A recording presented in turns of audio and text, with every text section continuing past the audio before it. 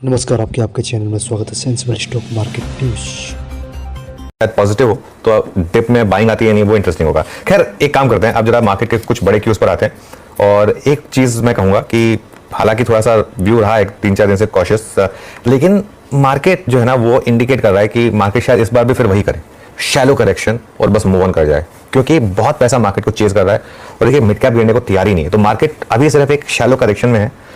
कल भी mid cap index ने न्यू ऑल टाइम हाई लगाया और कोई भी मार्केट करेक्शन ऐसे नहीं आएगी कि इंडेक्स 2000 पॉइंट गिर जाए और मिड कैप ना गिरे। करेक्शन में हमेशा पहले एडवांस डिक्लाइन खराब होता है। ये एक और कारण है आज जो मुझे थोड़ा सा ना लग रहा है कि मार्केट अब शायद तैयारी कर रहा है वापस एक बार चलने के लिए, क्योंकि एडवांस डिक्लाइन बहुत शानदार रहा है। इवन कल भी आप देखें एडवांस डिक्लाइन एडवांसेस के फेवर में था, निफ्टी भले 150 पॉइंट नीचे था। तो ये एक मार्केट का टेक्सचर जो है ना खराब नहीं है बिल्कुल भी मार्केट का टेक्सचर।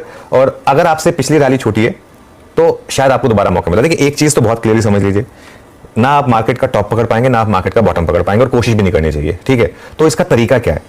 अगर पिछली वाली रैली छूट गई आपसे तो ये मौका मिल रहा है आपको। इसका तरीका सिंपल है, ETF निफ्टी का खरीदना शुरू करें और हर 100 पॉइंट के डिक्लाइन पे और ऐड कर दें। बहुत सिंपल है। या तो 10 टुकड़ों में बांट लें अपने आप को, 10-10 उसमें 100 पॉइंट के उसमें ऐड कर लें, या 5 टुकड़ों में बांट लें, 20-20 200 पॉइंट के डिप पे ऐड कर दें। और जरूरी नहीं कि वो 200 पॉइंट की डिप आए, लेकिन अगर आ गई तो आपको मौका मिल जाएगा और लोअर लेवल पर ऐड करने का। ये मैं बेसिकली कहने की कोशिश कर रहा हूँ। यूएस मार्केट में जो करेक्शन आई है उसको समझिए, वो क्यों आई है।